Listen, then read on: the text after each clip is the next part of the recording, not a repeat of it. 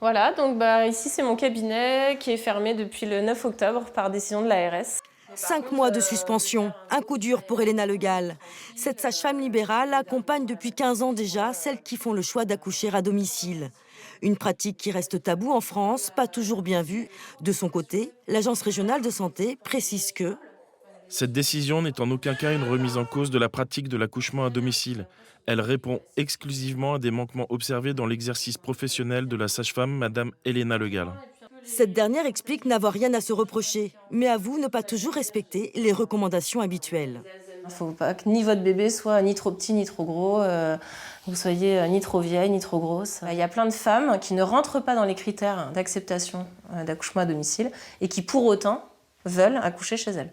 Alors ils s'inscrivent en maternité, on continue le suivi de grossesse parce que de toute façon je sais que sinon ils ne verront personne d'autre pour cette grossesse.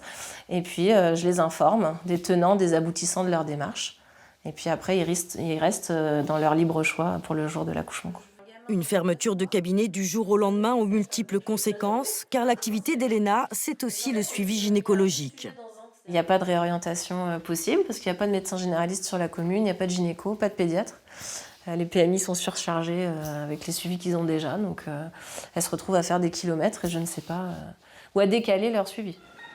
Des patientes perdues, comme Amandine, enceinte de son deuxième enfant. C'est Elena qui l'a accompagnée lors de sa première grossesse.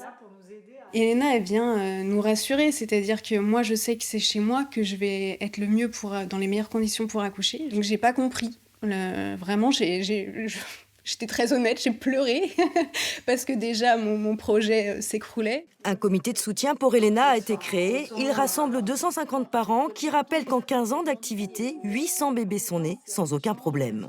L'approche n'est pas la même en maternité, donc c'est peut-être ce qu'on lui reproche. Des fois, elle ne fait pas comme on ferait nous. Ben non, parce qu'à domicile, on ne fait pas comme on fait en maternité. Mais les chiffres parlent. Il n'y a jamais eu une plainte de maman, ni de bébé, ni aucun pépin. Elena Le Gall est convoquée au tribunal administratif de Rennes le 12 décembre. Sa suspension pourra être aussi bien levée que prolongée.